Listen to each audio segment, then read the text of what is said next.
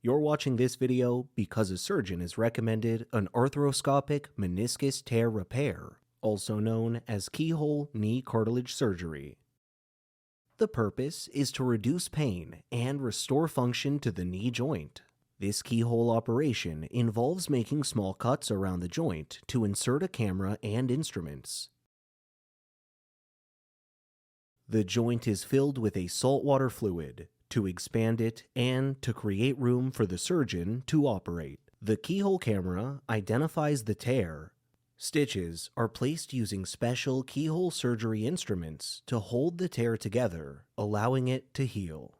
The fluid is drained at the end of the procedure. The cuts are then closed with stitches. The contents of this video are a general depiction of this procedure and the risks involved. It's not necessarily accurate for your personal situation.